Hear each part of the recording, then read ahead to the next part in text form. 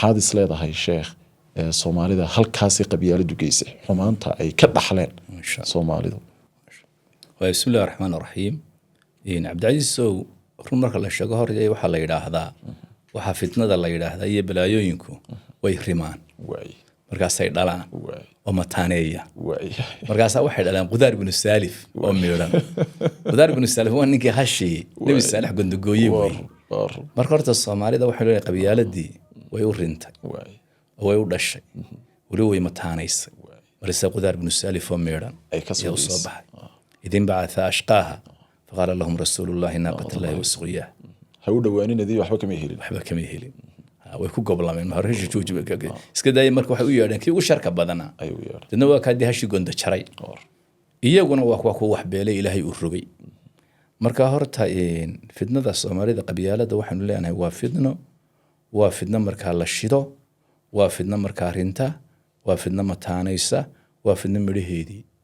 umada Soomaaliyeed ay hayso meel kasta joogto midhaha aynu hayna haddaba haddaynu midhiya laba ka tilmaan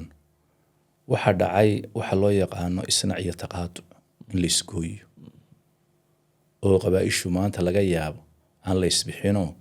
ummadii dee nabadda ahayd isdhex mari jirtay walaala ahayd maanta nin reer hebel hadduu hooyadii oo reer kale u dhalatay haddii meel ku dhimato reerkooda ku dhex dhimato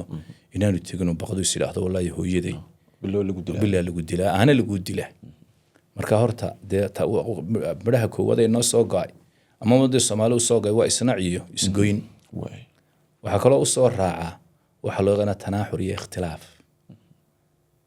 marka la isgooyo la isnaco iyo khilaaf baa yimaado la iswaayayo umadu iskhilaafta umadu marka wajida istiido oo wixii la wada qabsan lahaa iyo wixii la wada marka lagu wada tabci lahaa iyo wixii meesha ka baxa waxa kale oo dhaca marka labada hore arrimood yimaadaan waxa loo yaqaan safku dimaa in dhiig badan la daadiyo waxaanu oran karnaa sanadkan dhamaaday 2024 umada Soomaaliyeed dhiig fara badan baa ka ay dhexdooda ka daatay bisabab qabyaalada iyo casabiyadana u daatay waxa arkaysa qabaayisha qaar jooyin kala duwan dagaal kaga jira jooyin kala duwan kala fog ay dagaal kaga jiraan iyo colaado suuradii ugu foosha xumay Sheekh Yaasiin sanadkayna dhaafay Soomaalida ku soo koron gabadh baan maalin arkay dagaal baa lagu jira marka laba qabiilo Soomaaliyeed baa isla deegaanka dagaalku ka dhacay ma garanayo laakiin clipka ayaa la soo dhigay dumarku inta badan shariicada Islaamka marka laga yimaado xataa dhaqanka Soomaaliga waa ceeb waa barimageed in xataa dharbaaxa lagu dhufto gabadhii baa dhaawac ayaa dagaalkii ka soo gaaray iyada laftirkeeduna malaha marka hore dagaalka ayay ku jirtay dhaawac baa marka ka soo gaaray iyadoo oo dhiig baxaysa oo gabadh Soomaaliyeed oo muslimada iyadoo oo dhiig baxaysa ayaa mid cawaanad ee kulli ilaan aqli hagaagsan kuma jiro shaydaan wato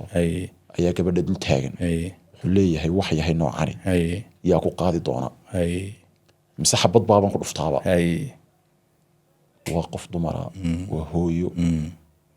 way dhaawacan tahay وقف دوا سبحان الله مدرك قفكي أركي إنه هدو ضمير لها ودم قناي يا لغة على الحماض أولي بقى دتكي صومالي دينا أنا يو أركين وحوين أو داعي يعني لو وقف ويسكسو هرشيدو يو دقالما يوم بدهان لقبطيو عينك أيوه طيب